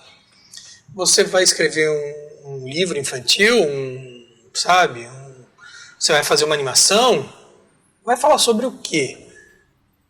Sabe, você vai fazer uma arte, vai fazer um quadro, fazer uma exposição, fazer uma coisa temática? Qual é a temática? Então, isso, primeira coisa que exige que você tenha conhecimentos paralelos.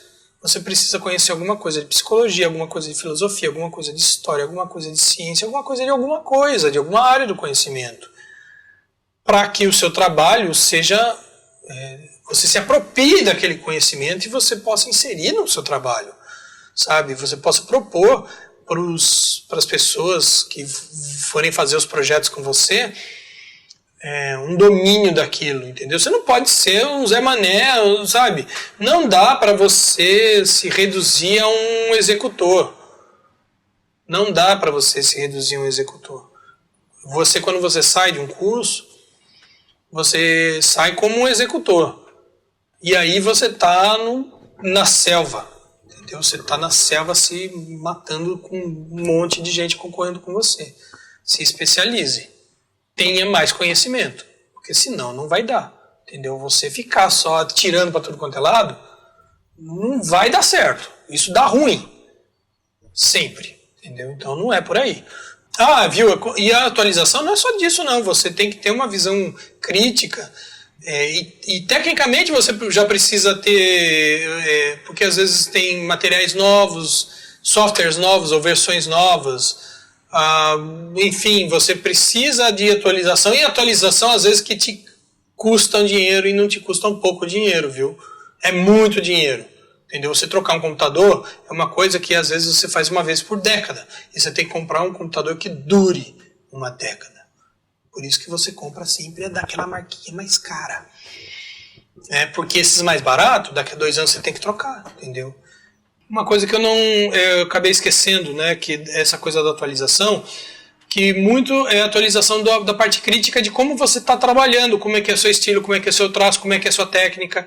E isso não está ligado a cursos. Muitas vezes tem cursos que podem te ajudar. Você pega algum cara que, né, um bom aquarelista, por exemplo, aí você vai aprendendo um pouco mais a técnica de aquarela, isso vai te dando um suporte para você fazer trabalhos, né, que tenham muito, que você absorva muito disso, da técnica de aquarela, por exemplo. Mas Muito é você com você mesmo, você fuçando software, você fuçando possibilidades, você tem que ser um fuçador. Você tem que ser um cara que você tem que ter fogo no mundo, entendeu? Porque se você não tiver, você, cara, não dá, entendeu? Sabe, eu acho que é por isso que eu tô, né, os trancos e barrancos aqui ainda me segurando, entendeu? Por causa desse meu negócio de parecer que tem taxinha no banco na cadeira, que eu não paro. Aí ela pergunta também o seguinte: como está o mercado de trabalho para alguém com a sua profissão? Tá difícil, tá ruim, cara. Né? Imagina você que a gente está numa fase de crise econômica, né? Mais uma fase de crise econômica, e toda vez que tem crise econômica fica ruim para todo mundo. Para quem está começando, então, é pior. Sabe? A gente tem que ser sincero. Para quem já está um pouco melhor. Mas para você entrar, crise financeira, te prepara, porque eu, quando eu estava entrando, eu já estava numa crise financeira. Não acabei de falar ali, da época lá do Collor. Pô, cara, é difícil mesmo, entendeu? E o mercado está em transformação. Aliás, a transformação do mercado de comunicação ele está no sentido da demolição, né? Porque não existe mais o mercado de comunicação como existia nos anos 90. Sabe? As agências já não são as agências que eram. Né? As editoras, cadê a Editora Abril? A maior editora da América Latina, onde que ela está? Tudo isso reflete uma crise gigantesca. Só que também mostra que outros espaços vão sendo criados, outras possibilidades vão sendo feitas. Só que quando uma coisa está começando, ela começa sem definições, né? E sem, sabe, é tudo muito pantanoso, né? Sabe, dá a impressão que você não pisa firme. Mas a transformação, ela sempre vem, ela é desejável, ela precisa existir. E a gente está em plena transformação, em plena demolição de toda uma sociedade para se criar uma outra sociedade. Então, na verdade, você que é conservador, desculpa, amigo. Você pode espernear, mas não vai adiantar nada. A Júlia me perguntou aqui, assim, né? Você considera o seu trabalho divertido? Por quê? Eu me divirto com o meu trabalho. Cara, assim, tem algumas coisas que na minha cabeça nunca fizeram sentido. Você trabalhar por obrigação, por exemplo, é uma coisa que nunca me fez sentido. Você trabalhar por dinheiro é uma coisa que nunca me fez sentido. Você detestar segunda-feira porque você vai ter que trabalhar nunca fez sentido pra mim. Por que você detesta o seu trabalho? Muda de trabalho, pô. Faz uma coisa que você gosta. Você tem que gostar daquilo que você faz. Afinal de contas, você vive mais tempo no seu trabalho do que com a tua família. Quantas pessoas, as pessoas acabam se casando, pessoas que convivem ali no mesmo ambiente de trabalho, né? Tanto que você vive com aquelas pessoas. E altos paus também, como se fosse uma família, tem de relacionamento que é interpessoal no trabalho. Por quê? Porque no trabalho você tem uma parcela importantíssima da tua vida no teu trabalho. Então, tem que parar com esse negócio de eu odeio segunda-feira, cara. Você odeia outra coisa. Na verdade, você trabalha por dinheiro. E, isso não tem a ver com o fato de que você faz um trabalho de proletário, proletário. O proletário, ele gosta do que o dinheiro dele compra, né? Não do trabalho que ele faz. Você tem que gostar daquilo que você faz, não do que o dinheiro compra. Porque o dinheiro compra, aí você compra, acaba o dinheiro. Aí acabou o dinheiro, acabou a capacidade de comprar e você é infeliz. Caramba, será que a gente tem que ficar falando isso? Pô! Então, assim, é divertido? É divertido, tem que ser divertido, tem que ser bom, tem que ser gostoso, tem que te dar um tesão danado de você fazer. Tem que ter um desafio. Sabe? Mas tal profissão ou tal função... Cara, eu não tenho culpa dessas coisas, entendeu? Mas que tá muito errado, tem que ser divertido. Tem que empolgar a gente, tem que se fazer com que você se sinta vivo, cara. A vida, ela precisa ser sentida. E naquilo que você faz. Cara, porque senão não é trabalho. Vocês vão me desculpar o que eu vou falar. É tortura. Tem uma pergunta muito importante também que a Júlia fez aqui. Existem momentos de estresse e pressão? Quando? Existe, lógico que tem. Momentos de estresse e pressão? Quando você tem um prazo para entregar, quando você tem que mudar uma coisa e o prazo já está estourando ou já estourou, quando de repente o cliente não está satisfeito com nada que você faz, tudo que faz ele quer que mude, tudo ele quer que mude mais, menos, mais, menos, mais, menos, mais, menos, verde, azul, azul, verde, verde, azul, azul, agora eu quero rosa, agora eu quero verde, quero azul, quero verde, amarelo, ah não, mas do primeiro jeito estava bom. E aí você, cara, pressão, estresse, você tem? Lógico que você tem. Da pessoa que fala assim, tem um negócio da gráfica, cara, a gráfica tá esperando, quantas vezes, meu?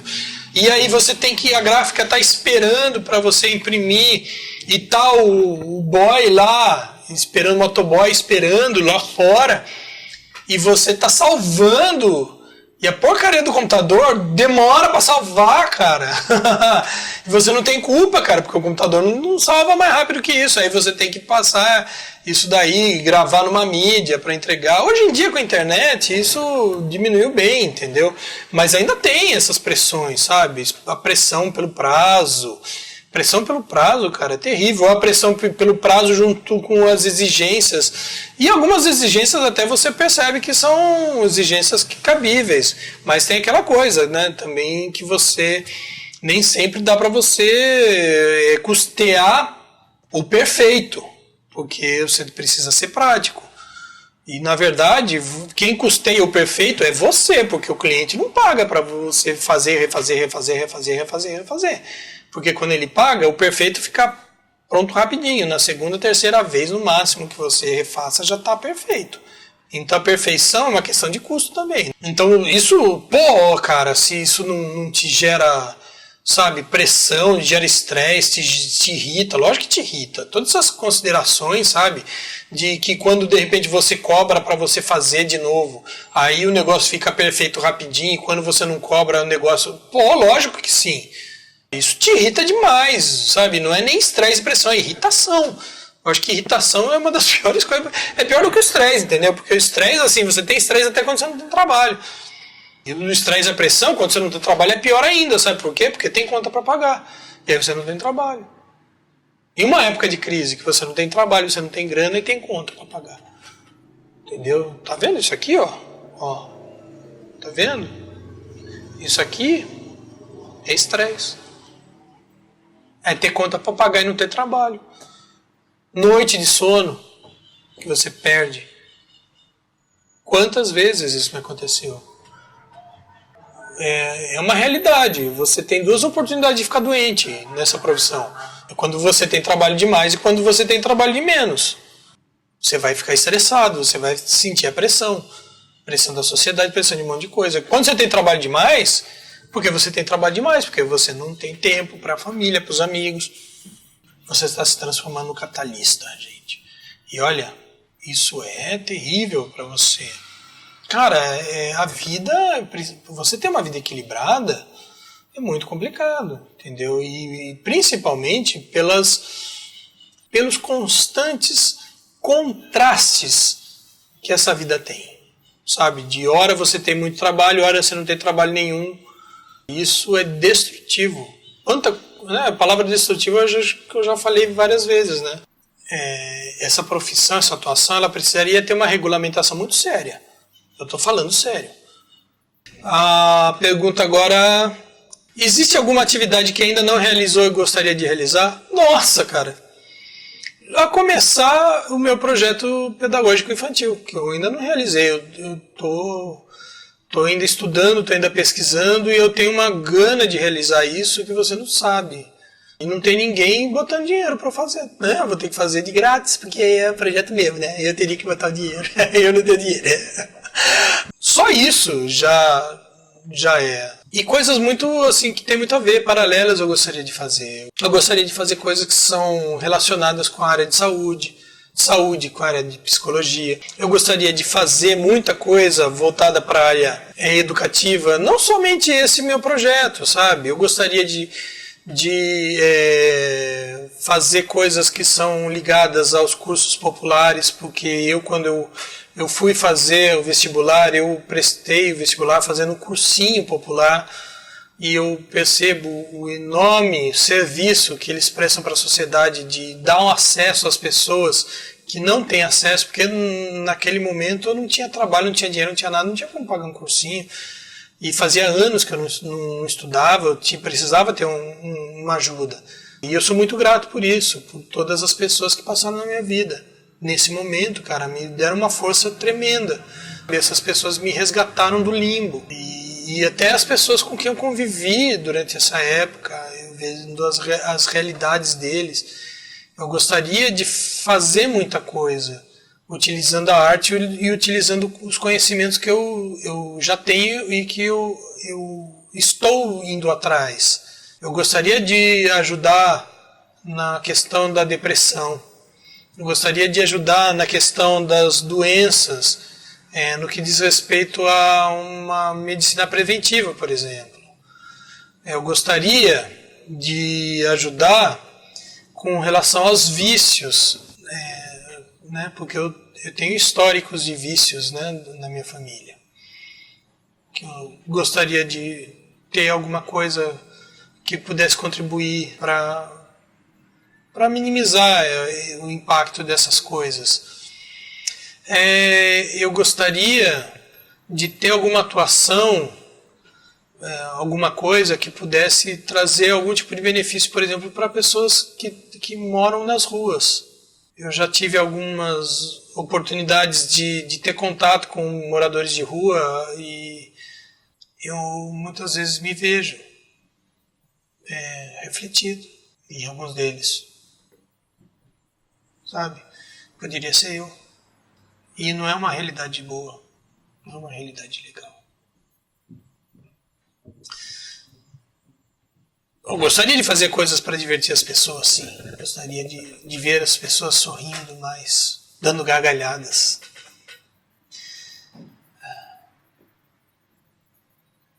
Eu acho que ainda tem muita coisa. Eu gostaria de encontrar pessoas dispostas a realizar esse tipo de coisa e que chegassem aqui comigo e falassem assim, vamos fazer. E a gente fazer. Eu, apesar da minha idade, eu não fiz ainda nada disso. A Júlia me pergunta agora, assim, né? Na sua opinião, quais os melhores cursos técnicos e universitários para quem pretende estudar desenho? É uma pergunta bem complicada. Bem complicada porque eu não tenho, assim, tanto conhecimento de cursos. Eu sei que a Quanta Academia, ela andou se especializando em muitas coisas e tem uma equipe bem interessante e ela deu um upgrade nos últimos anos, assim, que eu acho bem interessante. Assim, eu não conheço outros cursos. Por exemplo, aqui em Bauru, não sei. Porque eu conheci alguns cursos, algumas pessoas que dão aula de desenho, mas assim, eu não conheço a fundo assim, o quanto. E também sobre a eficácia de fazer. Porque eu percebo assim, uma certa necessidade, por uma questão da época, né, de você absorver as tecnologias. E eu ainda tenho questionamentos com relação à tecnologia no aprendizado de arte, por exemplo, de desenho.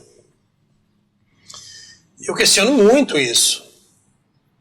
Os cursos aqui que a Unesp faz, de artes visuais, de design, eles parecem ser bastante interessantes, e o que parece mais interessante são os grupos de estudo, os projetos de extensão, que, cara, você entrar ali, para você fazer parte dos projetos de extensão dos grupos de estudo, seria maravilhoso, entendeu? Mas eu não sei se é suficiente.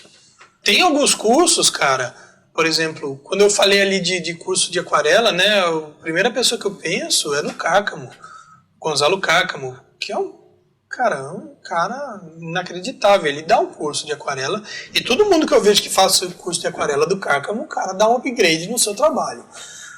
Real, sabe? Eu acho que vale a pena.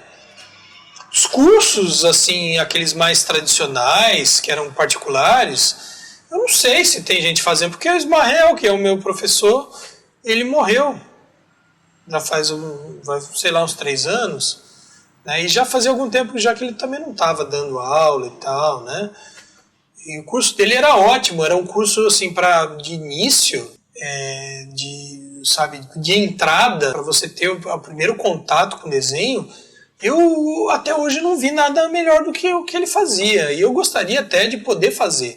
Eu gostaria até de aqui, em vídeo, poder de repente usar alguma coisa no curso dele. Que para pessoa leiga ou para criança, eu acho que é difícil encontrar alguma coisa melhor. Difícil mesmo. E eu vejo o resto das pessoas batendo cabeça ainda sem ter ainda certeza. As pessoas estão tentando. É lógico, é assim que a gente uma hora vai acertar. E pelo fato de eu não estar muito antenado, eu não sei como eu faria. Eu sei que a internet muitas vezes ajuda, mas muitas vezes atrapalha demais, gente. A internet é uma faca de dois legumes, né? Uma faca de dois legumes, né? Então, desculpa aí, gente. Ai, meu Deus do céu, cara, como eu falo bobagem.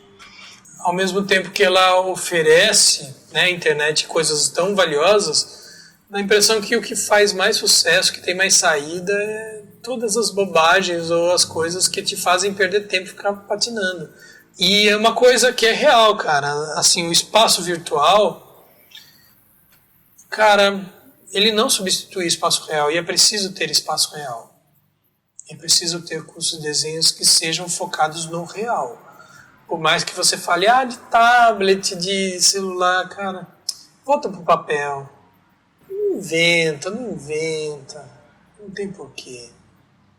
A última pergunta eu acho bastante legal, e eu acho legal como uma última pergunta, né, que a Júlia me deu aqui, me mandou. Que é o seguinte: que mensagem ou conselho você daria para quem pensar em seguir essas profissões? Faça por amor. Aliás, eu vou falar uma outra coisa para vocês. Não só para quem pretende trabalhar com desenho. Para todas as pessoas. Faça por amor. Faça tudo por amor. Estude por amor. Trabalhe por amor. Aprenda por amor. Conviva por amor. Busque amar as coisas, as pessoas, o mundo. Dá uma chance para o amor, não para o ódio,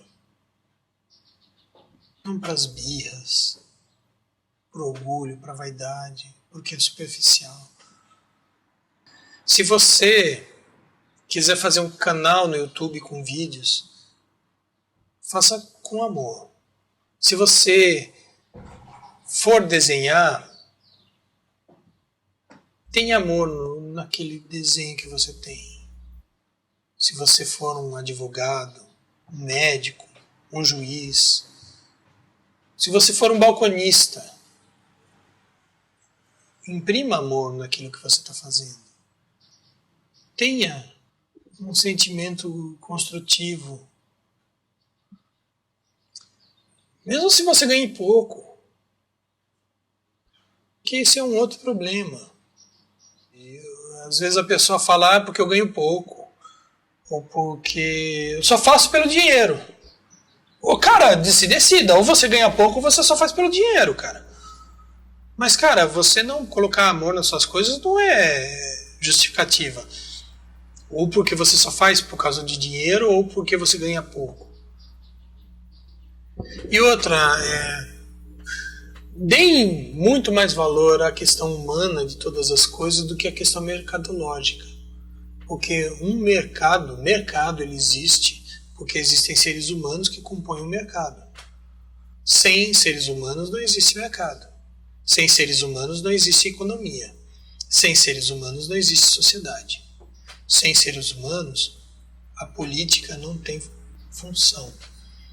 Sem seres humanos, não tem por que existir médico, não tem por que existir policial, não tem por que existir lixeiro, não tem por que existir padeiro, não tem por que existir artista. Então, a mensagem é uma mensagem de amor, é? Acho que é. Sabe por quê? Porque o amor é uma característica muito humana, muito humana. Não sei se exclusivamente humana. E principalmente, se nós nos consideramos seres racionais e que temos a capacidade de raciocinar, eu acho que a razão ela precisa estar mais junto com a emoção, com o sentimento. Porque o ser humano ele não é um ser pela metade, ele não é um ser só emocional e não é um ser só racional, ele é um todo. É a razão e a emoção ao mesmo tempo, para todas as coisas. A gente não pode ser só assertivo ou pragmático, a gente precisa ser humano. A gente precisa imprimir o amor nas coisas que fazemos ou que dizemos, com sinceridade. E sem ficar se sentindo pressionado, forçado a demonstrar amor. Não, é um exercício. Assim como a razão também é um exercício. A gente precisa estudar, desenvolver, exercitar. E são essas duas coisas que a gente precisa exercitar. E a gente tem condições de, como sociedade, como humanidade, sermos bem-sucedidos. E o mais importante é que vocês, como pessoas que podem escolher uma profissão no futuro, vocês transformem essa profissão em algo que construa uma sociedade mais humanizada no futuro. E que não pense apenas em números e em resultados, mas que pense nas pessoas.